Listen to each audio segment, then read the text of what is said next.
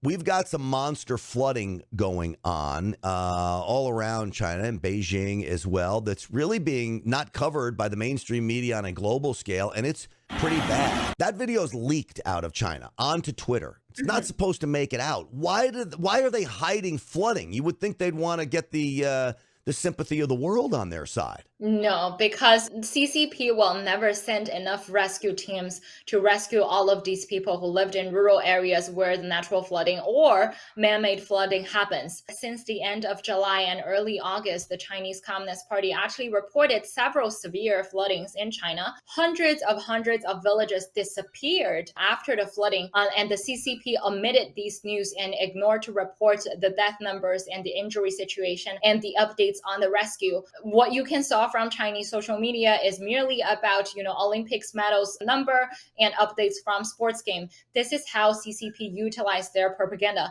They put your focus onto another side so that you ignore that people are still dying every single day because of no efforts was made by the Chinese Communist Party, because of the omission of the news. And on the other hand, because of the poor quality of these constructions, when these flood came to the cities, there wasn't any early warnings. The parks are disappeared, the villages are disappeared. There weren't any accessible transportation and roads and avenues for these people to escape from the disasters. This is what the problem is, and that the government will never give out a natural flooding relief to these villagers. What you saw is that Chinese people disappear after these disasters, and they will never give you the real numbers. Totally makes sense. They don't want to get out because their response to it is just disastrous. So people are dying because of this, and the media and the world, it's unknown to them. To me, that's just heart-wrenching because even though China is controlled by the CCP, the world loves the Chinese people. Would you want to get them help if you could quite possibly do it? But CCP doesn't want help. They'd rather sacrifice the people than get help for them. Even if,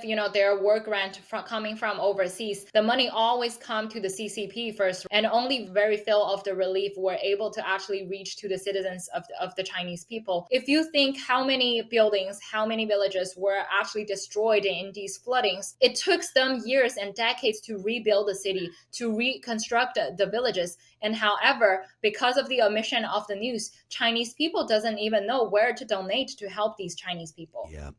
All really very, very sad. And this is the result of what happens when you are run by a virtual dictatorship where really all they care about is power, and they have no care in the world for the people. They're willing to sacrifice the lives and well-being of the people for their own power and financial gain, sadly, as well.